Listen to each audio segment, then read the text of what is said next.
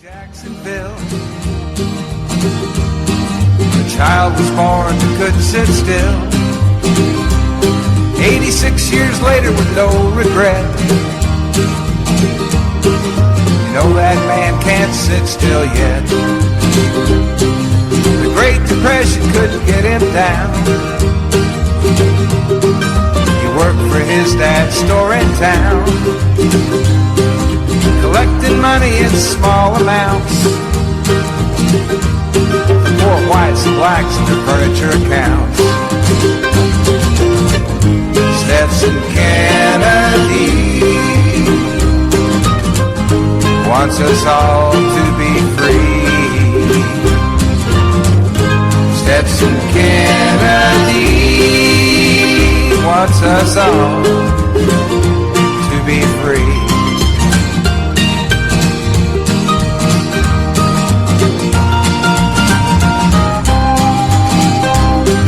As he'd collect, he'd talk to folks. He'd hear legends, tales, songs, and jokes. Now this fine treasure he'd record and write. He was colorblind, didn't see black and white. Writer's project for the WPA. Zora Neale Hurston, he earned his pay. Crackers and blacks, they talk for hours. It was a barefoot history, this land of flowers. On the Boston Red Network, via WBRN Radio, this is The Week That Was. The date of the episode is the 7th of December, 2019. This is also the anniversary of the devastating ship loss, naval ship loss in Hawaii, known as Pearl Harbor, at Pearl Harbor, Hawaii. In fact, there was a recent killing at that naval station in Hawaii there, and also we had another shooting at the Air Training Center in Pensacola, Florida. That is the Panhandle of Florida there. That is a facility that is shared by the Army, Navy, Marine, anyone else that flies airplanes, and Coast Guard. And there are foreign nationals there. From the reports, there was a Saudi national that evidently did the shooting, and then was 3 people are dead and several wounded. And he is dead now. Sheriff deputies from whatever county that was terminated him. I guess we'll use the word terminate there. And the governor of Florida has called on the Saudis to compensate the people, the families of the people that lost their lives. Well, we'll see how that turns out. It's a very ticklish situation because it goes back, some reports there, to 9/11. There were Saudi nationals supposedly on some of those planes that crashed into the World Trade Center, or whatever they did there. That information's a little bit sketchy, but nonetheless, that was 9/11, and around 9/11 we have a complete ecosystem of draconian security measures at airports, etc. The use of many, many different things, big data, facial recognition, you name it, they're doing it. And we also have what is known throughout the country as a real ID. That is a biometric type ID, more secure than what the states had. It is a move towards a national identification card. In fact, there's a big discussion now in China with the facial recognition. They are much ahead of most places in the world as far as the research and the application of facial recognition. And now people that buy mobile phones are required to have their faces scanned, which will match the identification cards. Now, this is a situation that you move towards 1984. George Orwell talked about it. It is in China seen as convenience because you can scan your entry onto a bus, subway, or whatever can pay for things by just your photo there. And what one of the stores had done is provide what they call a filter. In other words, the scanner will see your ID and recognize it, but your face will not show up due to the quote-unquote this filter.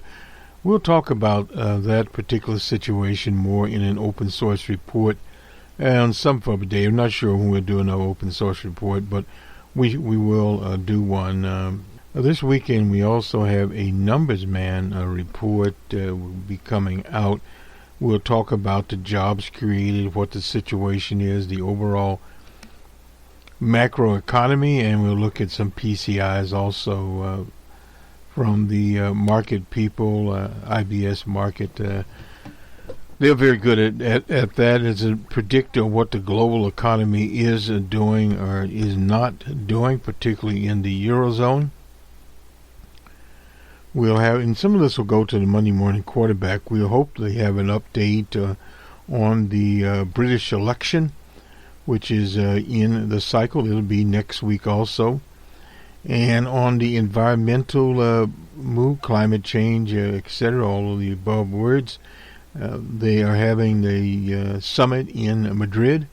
They had to move it from Chile to Spain. Anyway, it's going on in Madrid. The campaigner Greta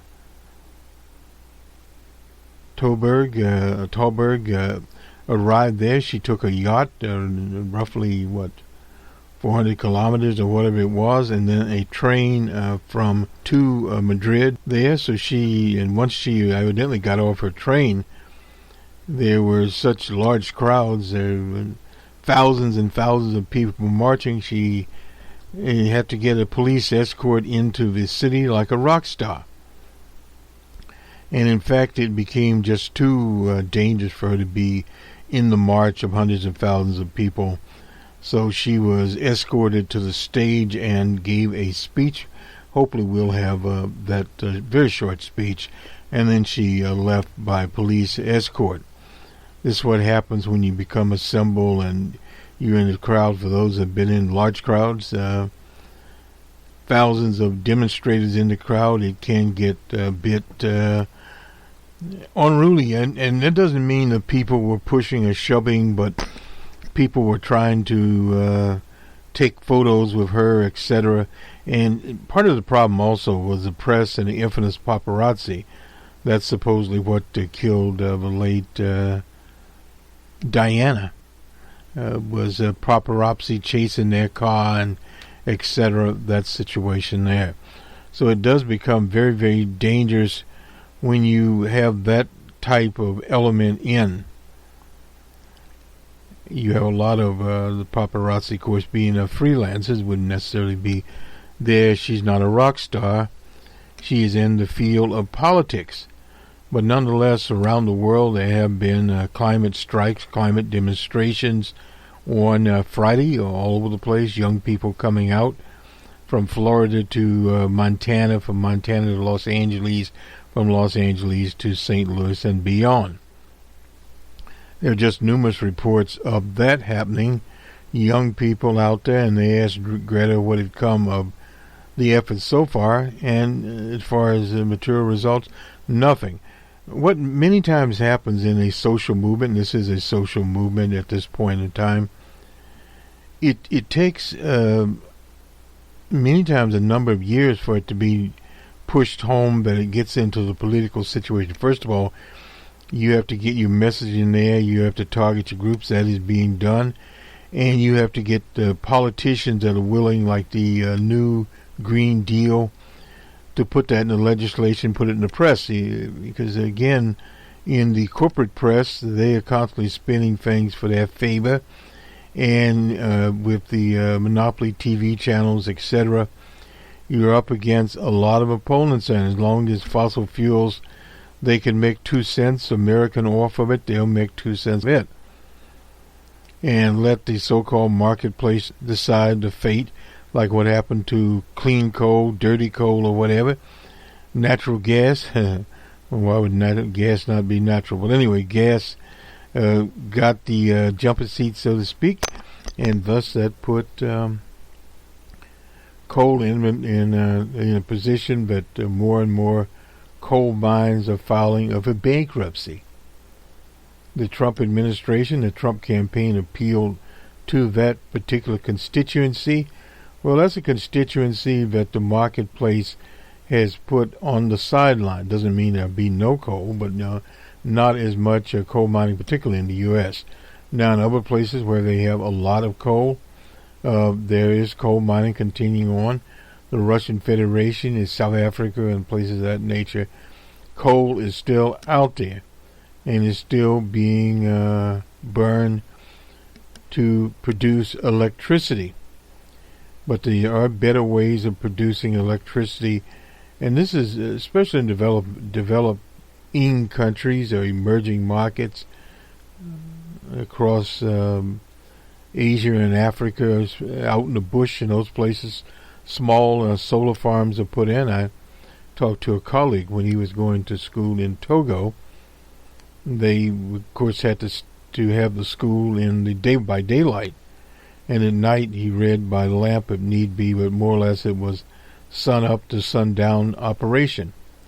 And in later years, the school has solar panels, and they can study with the light generated there. So solar is more and more places. Jimmy Carter in Plains there in his farm has solar panels to power the electricity there. Any of you in California, Australia, places like that, solar panels are all over the place, and people are generating solar energy, period. And also you've got the wind turbines. If you drive around Iowa, Nebraska, etc., you'll see the wind turbines are all over the place. And in a lot of these rural areas, you have wind turbines. That's one source there. And of course, when I lived out in Washington State, they had hydropower. And the energy was cheap out there at the time. Not as much water as they used to have. That is also in Canada, a lot of hydropower running around Canada. But in these areas, particularly the Midwest part of the U.S., where there is plenty of wind blowing around, you can use wind power. And in the West, you can use solar power. And incidentally, in Australia, they're having the brush fires, and tremendous brush fires, and they're having one now outside of Sydney, and the area there is as large as Sydney, quite literally, but it's away from houses. And what are they doing for it now? Not very much at all, because they don't have enough firefighting equipment there. They don't have enough planes to drop water on it, etc.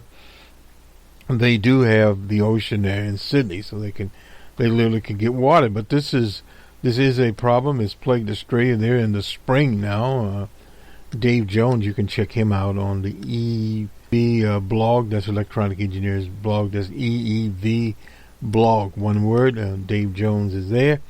He lives in Sydney, and he talks about things around Sydney. So they're in the spring, and then they have a hot summer coming up there.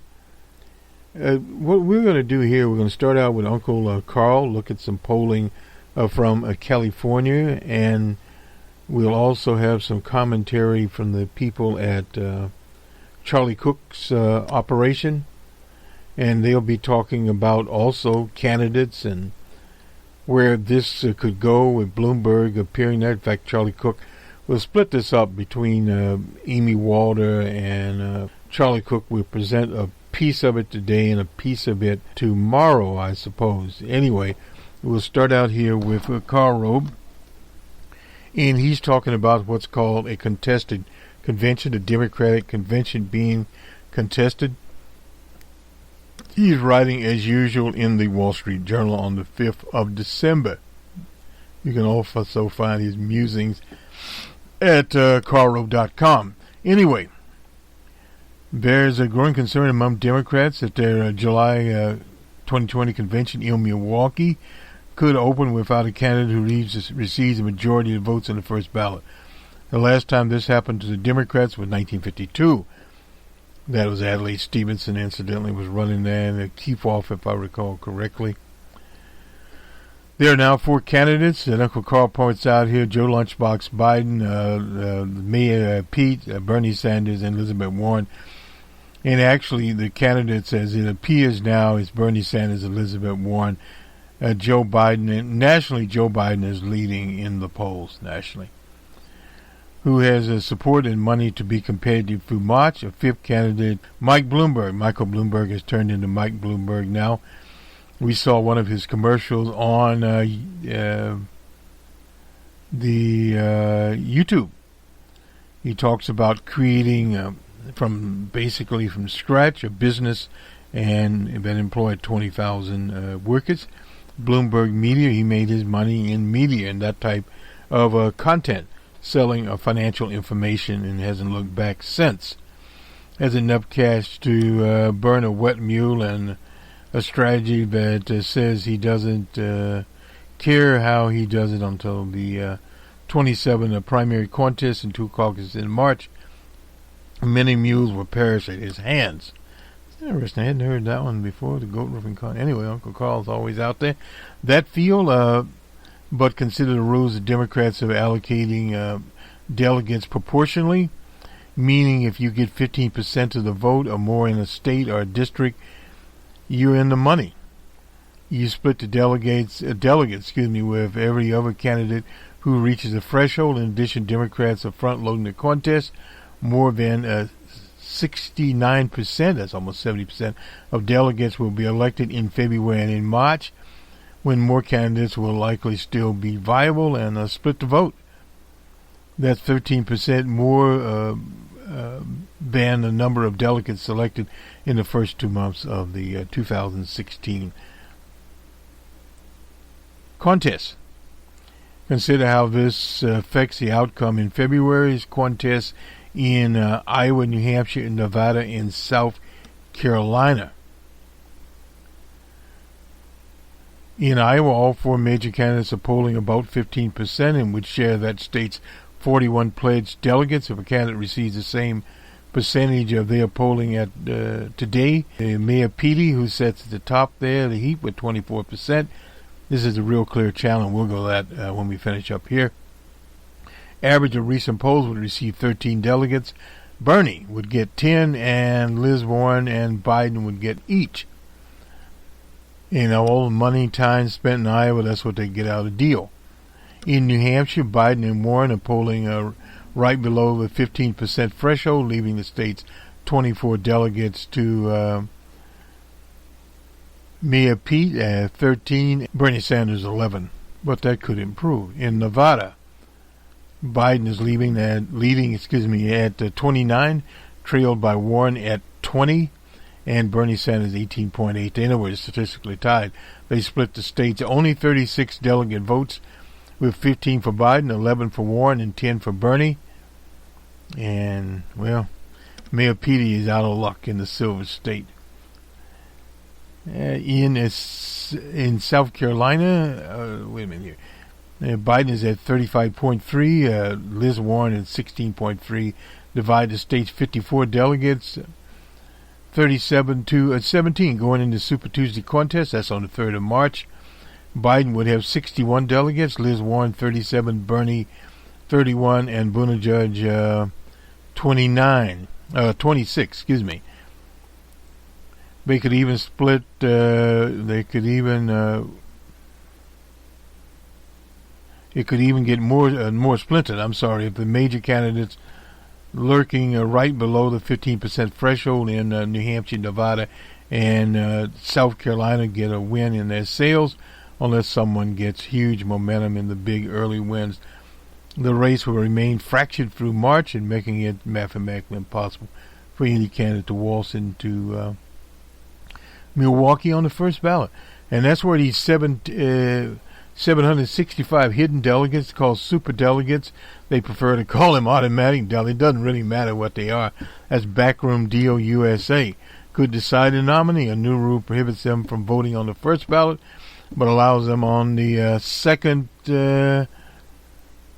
image the angel on some part of the convention floor if the super delegates, party insiders, elites go for someone other than one of the first ballot leads. Well, they could actually do that. It would be up to them as to where they would want to go. Let's get back here. Real politic. I don't know. We'll get the averages here or not. There's not very much polling. There is a poll out of California, and we'll get to it in a minute here. And that will segue us into some commentary by the Cook people. All we have is an approval rating here. This is Rasmussen, and we disregard that. Has DJ Trump at 51. Not believable. But for the California primary, very interesting here. This is Berkeley IGS. It has Bernie Sanders ahead here, 24. Liz Warren at 22. Joe Lunchbox Biden at 14. And Kamala Harris, before she dropped out, she was at 7. Excuse me about that. Mia Peedy at 12 there. But that's changing. And Amy Klobuchar at 3. That is in the state of California. We'll deep dive into that poll in a minute here. And on Wednesday, we had a YouGov, had Biden up by 9. Now, that's a national poll. He had 27. Bernie had 13. Liz Warren, 18. And Mia Peedy at 12. And all the rest in the... and the approval rating here on Wednesday, this is ISOP Reuters, the Reuters poll at 42. YouGov had him at 46. This is DJ Trump. I guess we can go back here. It doesn't matter that much. This is the national poll here. This is from The Hill. It has nothing to do, we won't even give it. It has nothing to do with reality, period here. ISOP used to be Roper. I used to work for Roper. Anyway, let's go now to the California poll. This is from the Los Angeles Times. Janet Hook is the staff writer here on the 5th of December. The Democratic presidential contest in California remains extremely fluid, but not enough, at least so far, to provide an opening for Bloomberg, who entered the race 2 weeks ago and was backing on winning big in delegate-rich state. A new poll for the Times found. This is the UC Berkeley Institute of Government Studies, found that Liz Warren, the commanding front-running in September, and former Vice President Biden have lost ground amongst the state's likely Democratic primary voters the last 2 months. The erosion has benefited Bernie Sanders, who tops the primary field, and Mia Peedy, who doubled his support with less than 2 months before the voting starts in Iowa, Democratic caucus, and 3 months before California. California used to traditionally be in June. If you recall, the late Senator Robert Kennedy out of New York won the California primary, and they were heading then on Indiana. The race is really unusually fluid. That is for Mark DiCamillo, director of the Berkeley IGS poll, likely to go to the polls. Voters are struggling and not sticking with their candidates. He said, we're moving around from candidate to candidate. Bloomberg appears ill-equipped to break into the mix. The poll was taken on the 21st, 27th there. And Bloomberg has started advertising. He's throwing millions of dollars into this. About 40% of likely voters surveyed viewed him negatively, and 15% had a positive impression. That's a hole he's going to have to dig out of. He's not going to be digging out very well in California.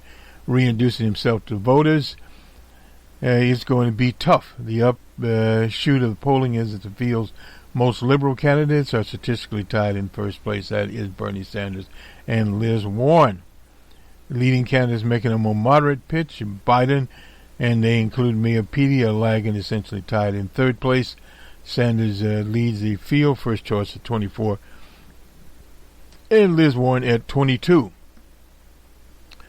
Biden is down. He's at 14. Mia Peedy at 12. Of course, Kamala Harris dropped out of the race, who, if Harris voters were reallocated based upon those responses, the race would topping at the top.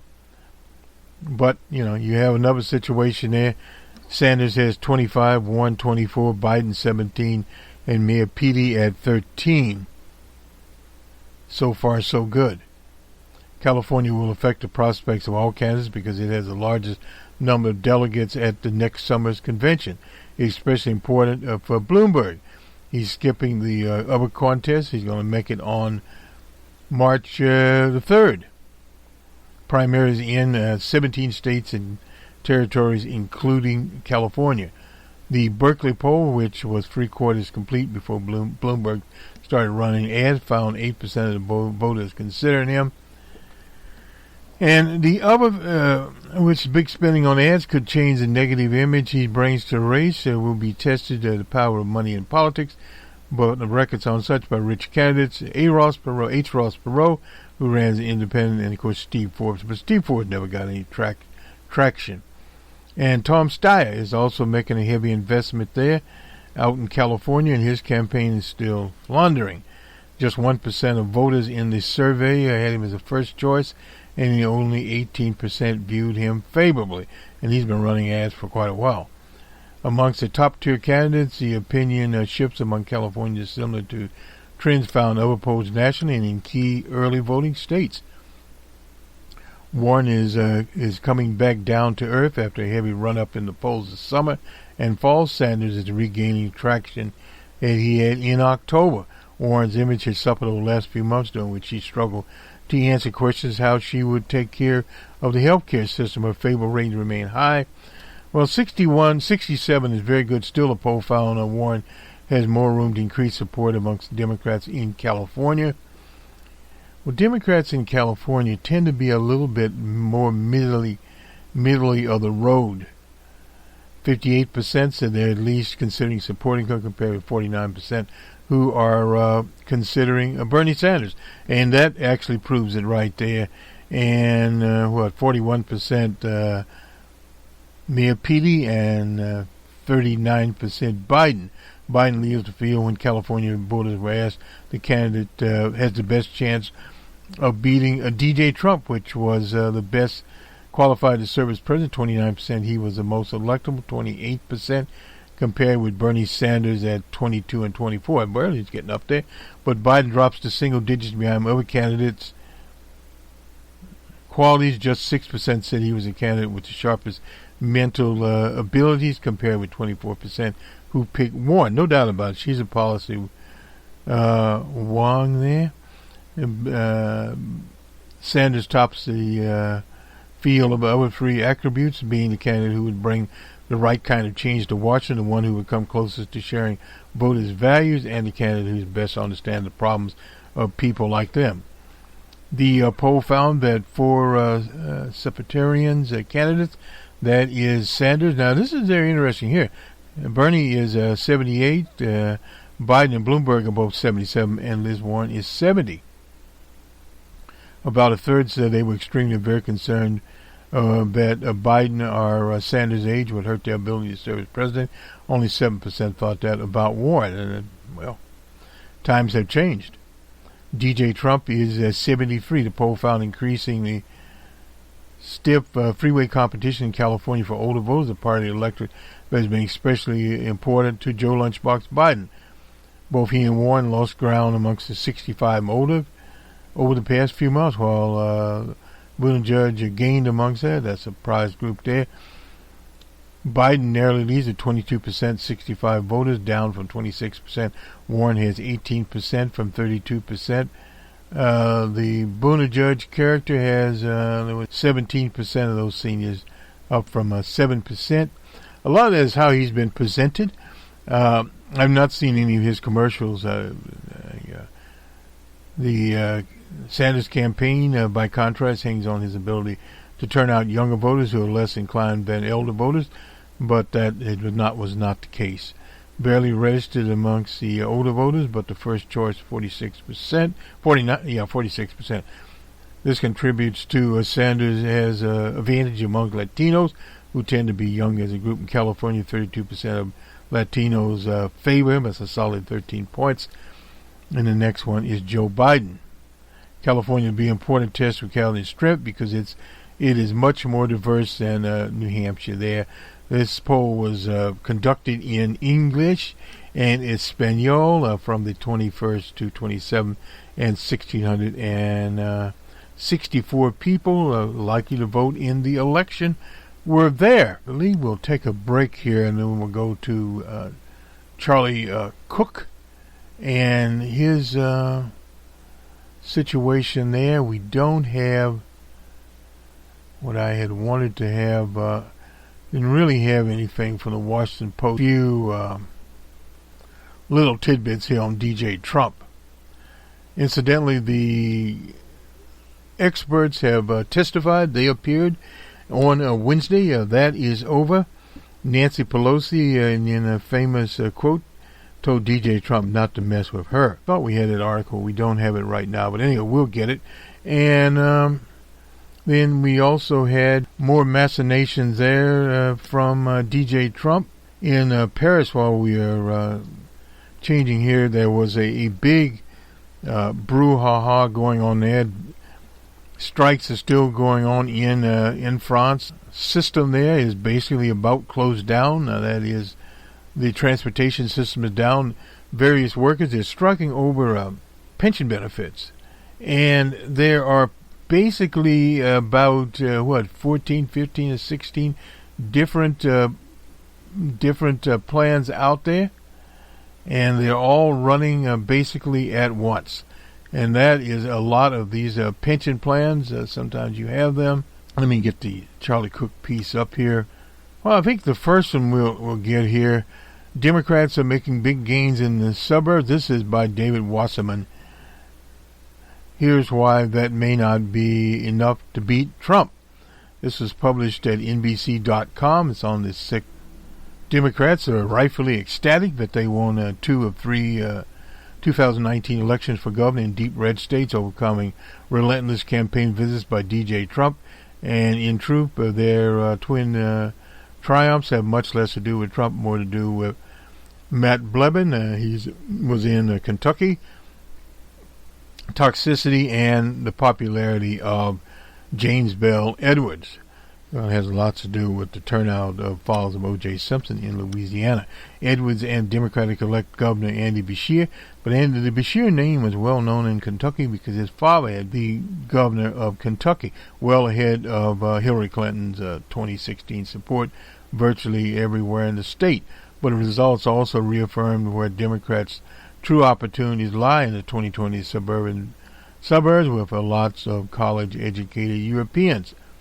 Democratic victories in Kentucky, where DJ won by 30 points in 2016. Louisiana, he won by 20 points, by less, are more impressive because the turnout skyrocketed compared to races 4 years ago. In Kentucky, the number of votes cast spiked 51% over 2015, and in Louisiana, the surge was 31%, far higher than the 21% increase in Mississippi. Now, Mike Espy is running again in the state of Mississippi there, and he came in very close. But the closer look at the results suggests it wasn't necessary. Higher turnout would put Edwards over and Beshear over the top. In both Kentucky and Louisiana, turnout surged strongest in heavy blue and heavy red parts of the state, suggesting that both Trump and the Democrats were effective in galvanizing their support. Trump was not as effective in galvanizing his support. Now, what he left out of there was the one Congress type there, and he ended up his congressional district he was from. Now, that was in the primary. But instead, the difference maker in both cases was big Democratic gains in those suburbs that had high share of college-educated Europeans. For example, Edwards won 57% in Jefferson County. That's just outside of the Big East in New Orleans, compared with 51% in his 2015 run. Beshear took 42% of Boone County, just outside of Cincinnati. And that's across the river there, they call it, compared with 32% for the Democrat Jack Conway. Jack Conway was at Fancy Farm. We cover that at WBRN Radio every year. We usually cover it live. This year we did the recording of it. Anyway, overall, Democrats nearly won in both races. Wouldn't have been possible without changing suburban attitudes. In the aggregate, blue gained in 20 Kentucky counties and Louisiana parishes with high share of European voters with college educations, concentrated in New Orleans, Baton Rouge, Louisville, the home of Muhammad Ali, Lexington, and the Cincinnati area there. Republicans in Cincinnati, historically in Ohio, used to move across the river to Kentucky, the more conservative types. That has kind of typed out there. Cincinnati is, we were there covering murder there in the, early 2000s, late of Timothy, I forget Timothy's last name right now, but Jerry Pippin and I covered that, and that was when they had a rebellion in Cincinnati over the Ryan. That was the other side. In other words, you go over Cincinnati and you could end up continued migration of highly college educated suburbs away from Republicans in the Trump era is welcome news to Democrats. The Kentucky-Louisiana results continual midterm gains for Democrats in places like suburban Dallas. Dallas has always been a Democratic stronghold. Houston, Phoenix, Charleston, and even Oklahoma City. Things have changed. However, robust turnouts in more rural parts of Kentucky and Louisiana are a silver lining for Trump. Most critically, Democrat gains among suburban college-educated Europeans and relative stagnation amongst other voters could actually widen Trump's advantage in the Electoral College relative to the popular vote. Don't count on it. Of the dozen states where college-educated make up over 40% of all eligible European voters, that is California, Colorado, Connecticut, the District of Columbia won't count it, Hawaii won't really count it, Illinois, Maryland, Commonwealth of Massachusetts, Jersey, New Mexico, New York, and Virginia, none are likely to be decisive in the race. There's no doubt about that. They're not in the race.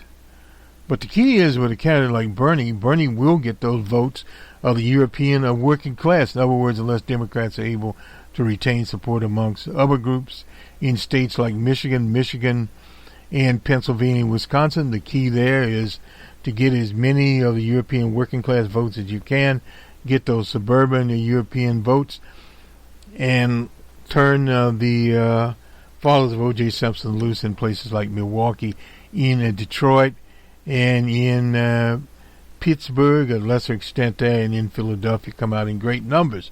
Period. Now, we'll do Amy Walter here, and we'll do Charlie Cook on the Monday morning quarterback, I guess, back in 2016. It's Amy Walter right on the 6th at Charlie Cook's place. I noticed a pattern, what could be called a spotlight paradox. Whenever the focus was on one candidate, the other candidate's benefit. Here's what I wrote last October, late October of that year. We are talking about taxes, tapes, tweets. The polls move in Hillary Clinton's favor when the emails dominated headlines. Clinton lead shrunk. I attribute this to the fact that the race for the White House was dominated more by personality than by policy. To that fact that with both candidates so deeply disliked, the candidate who was out of the spotlight benefited. The wrong button here. By being out of the spotlight, basically. That does sometimes happen. Clinton attributed to the fact that the race was dominated by personality. And this is a big problem. We talked about that on Friday Java. This was Lyndon Johnson talking about when his father ran in Texas. They ran on platform, principles, etc. And by the time Lyndon came along, the 40s, people were running on their personal ambition. There's something of a spotlight paradox happening in the Democratic primary this year. The candidates who have spent time under the bright lights have withered, while those sitting in the shadows have risen. Well, yes and no. Why is this? Democrats don't suddenly dislike candidates. We have undergone the scrutiny that comes with front-runner status. What they do is dislike, however, is vulnerability. Democrat, President Trump is the existential threat. As with any existential threat, the most important question is who, what can beat him. In 2019, candidate's ideology isn't as important as his or her ability to take a punch. No doubt about that. They'll have to definitely take some punches with him, and that's where the big problem is eroding us, that taking a punch and keep on ticking. That's what happened to poor Kamala Harris. She could not take a punch. She ended up, and back to the punch. Biden started the race as the best guy suited to do that. He started the race as an affable front-runner who has a long history with the party, a solid relations with the country's first African-American president, Barack Obama. No doubt. He had all that going for him. What he lacked in energy, he made up with electability. Who better to win back those Rust Belt states than good old Stratton Joe? But once in the spotlight, more specifically on the debate stage lights, Biden looked anything but invincible. His performance in the first two debates were shaky and uneven. He spent most of the summer on his heels, struggling to raise money. From May to November, Biden's share of the Democratic vote dropped 10% in the Monmouth University and in the Quinnipiac polls. He dropped 9 from June to October. As Biden slipped, Elizabeth Warren started to rise. She was attracting big crowds in Iowa, raising a lot of money online, getting a second look from voters and pundits who had written her off early in the year. She struggled to explain the DNA test. By early October, Real Clear Politics average showed Warren narrowly overtaking Biden. Well, that's 0.2 of a point. That's not even worth back there. But she had Medicare for all, and a lot of times you have that. Unanswered questions about the central issue in the campaign, and so would Trump exploit it since reaching that height in October 8th. Liz Warren has been on a steady downward trajectory. Most recent average show her at 12%, 13 points behind Biden. As Warren slipped, anxious Democrats began to cast about for a candidate who would be steadier and less flawed than Biden or Warren had proven to be. And of course comes Mayor Petey, being aggressive in the debate, steady on the stump, and has surged into big lead in Iowa since mid-October. It had risen 8 points in the Real Clear Politics average. The big old spotlight is trained directly on him and on his biggest weakness, namely his inability to attract voters of color. A candidate Democratic Party that can't attract followers of O.J. Simpson is doomed. And as he undergoes his stress test, this is Mayor Petey. There's another candidate just outside the spotlight who's well positioned to take advantage of this moment. His name is Bernard Sanders of Vermont. While we are all focused on Warren's crash and Mayor Petey's rise, Sanders has been slowly moving up in the polls. The Real Clear average put him in second place nationally, just behind Buttigieg in Iowa and New Hampshire.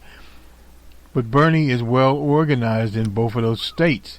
He's holding a good position in Nevada. This is despite the fact that he spent much of the fall recuperating from his heart attack. She mentioned that. And that is a hit on Bernie. Meanwhile, with the spotlight off of him, Biden has recovered his lead in national polls and is essentially tied for second place in Iowa. While many in Democratic circles are convinced it's only a matter of time before he collapsed. I don't see that happening now. I thought at one time it was a little bit shaky, but he's weathered much of the storm. Most of America now know about his son, Dodgy Biden, but they also know that this was a made-up situation, and he wasn't as dodgy as one thought. And taking swipes at Warren's health care plan, and most recently at President Trump's low-standing world leaders. The American voters don't really care as much about how he stands. This is the whole problem with the Ukraine situation, period. And my son is a big fan of Japanese comics and animes. Is one of his favorite characters named One Punch Man. He regularly looks at the guy with one amazing superpower, and he can defeat any man or machine. Well, in fact, old Gunner Joe got in an argument with one man and was basically going to whip him, told him he could do more push-ups than him. Anyway, our monster just one punch, and in politics, however, there's no such thing as one punch man. The best one that can hope for is a candidate who can withstand the invincible blows that will come, and while also being able to a couple of punches we call a counter punching there. So I think, she's talking, okay. She's talking about her son. Anyway, Joe Biden, here's what the situation is, and amongst pollsters, there's different ways of looking at polling. Many pollsters look to the national race. Well, it's a national poll. They did that too much with Hillary Clinton, and not look at some of the battleground states. And in many of those battleground states, in those polls, both Hillary and DJ were in the margin of error. And what that does is it turns it out into a turnout race. And with a lot of voter suppression thrown in there, Hillary Clinton ended up losing Pennsylvania, Wisconsin, where she didn't campaign enough, malpractice on her part, and in Michigan. But with the voter suppression and with draping or elimination of people from the voting rolls, all kinds of schemes there that the Republicans had going, and in some of the areas that had not turned out, say, for Willard Romney, they did, in fact, turn out for DJ Trump. That's not unusual. We were looking at a race where a character, former professional wrestler of all places, ran for governor in Minnesota, named Jesse Ventura, but it was a three-person race. He ran as on a third-party ticket. Then you had a Democrat and Republicans. Effectively, they split up the vote, and old Jesse slipped in. But Jesse was a disaster. Jesse's situation was different because he didn't really have a party. And he was a populist, but he was more populist, of a right-wing populist than a left-wing populist. Of course, he's still out there. The biggest mistake he made was not trying to get on the ticket with Brother John Kerry. He would have been vice president more than likely, because he would have been able to attract voters that Kerry would not have, and also he would have been able to take care of a swift vote. Just some commentary on our part. But yes, the field has changed. The Democratic Party, what they're looking for, what they're not looking for there. You have to watch all these characters, these old-timers out there. Bernie has good organization.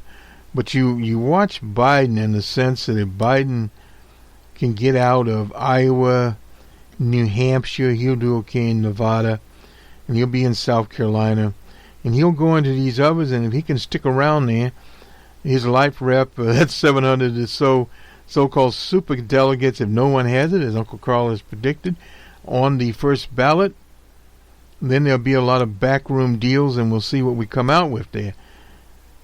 They come up with a president out of some of those. Now, that kind of backroom dealing would not advantageous to Bernie Sanders, to Liz Warren. And also, I don't see it being advantageous to Mayor Peely, because of his inability to attract people of color, etc., etc. Now, an Amy Klobuchar type person could slip in out there, would be a person that they could put up there, sort of like the prosecutor's ham sandwich. She'll be mad about that analogy.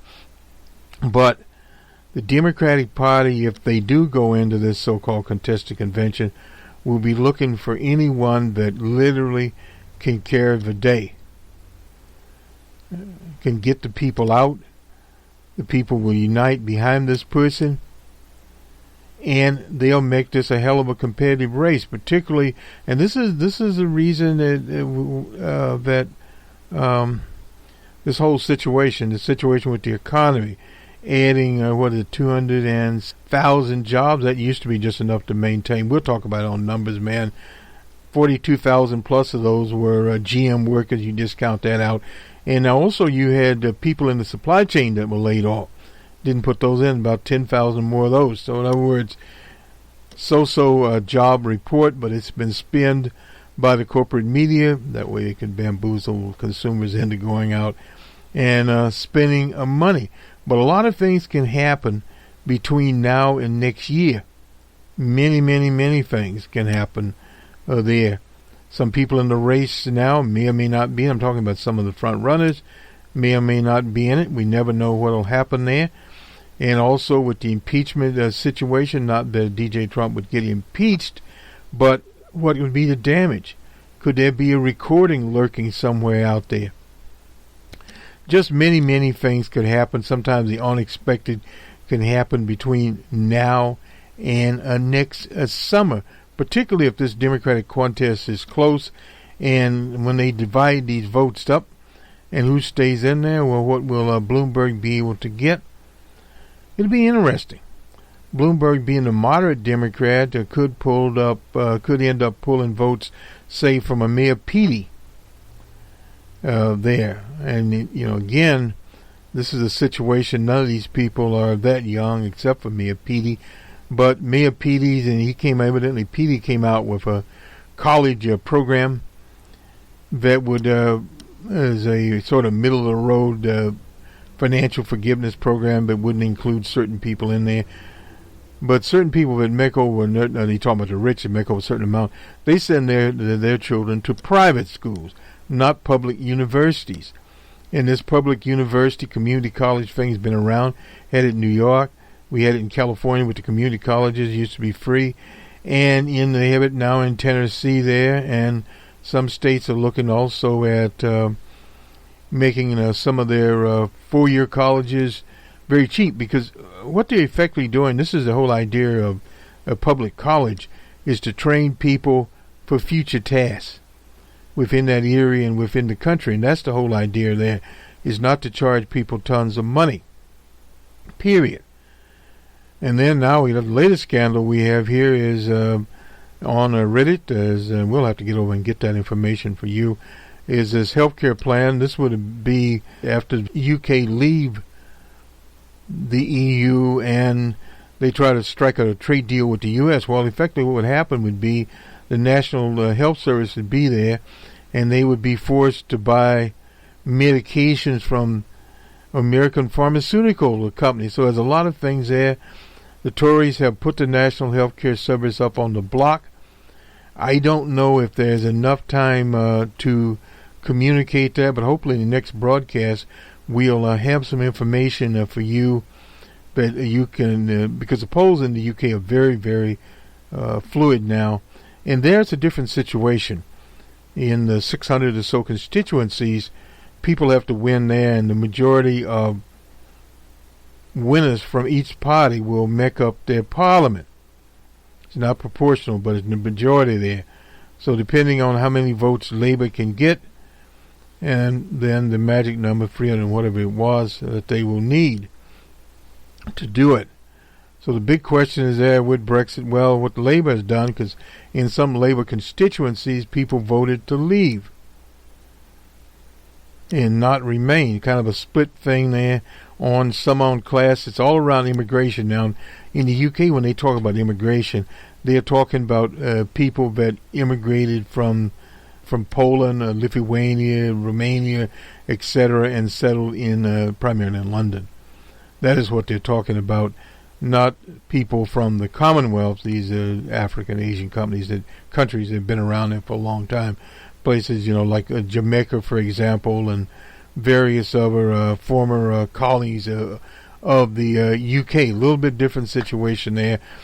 They have a lot of people there. They have people from India, which was associated with them, various countries in Africa. The English-speaking countries are all there also. Anyway, this will do it for us. Have a good rest of your weekend, as they say. And we'll see you next program. I think we'll see you on the Monday morning quarterback. We need to get this procedure done, so I'm not sure we'll get it done before Monday morning or not. up in the air a little bit here. But anyway, nonetheless, we'll have enough information out and remind you that we're on the RSS feed. We're on Google Podcast. We're on Stitcher. We're on Twitter. We're on YouTube. And we need to revise some categories there. Hopefully we can get that done also as we start updating for next year. The political year will be a little more accessible there. And subscribe to the podcast. You'll get it each time. Twitter will deliver it to you, etc. will deliver it to you. YouTube, well, we're there. And we'll have some video on YouTube. We used to have video all the time on, God, who they were, live stream. Anyway, live stream, of course, has been bought out too, and I think they wanted like $100 an episode. It wouldn't do it here.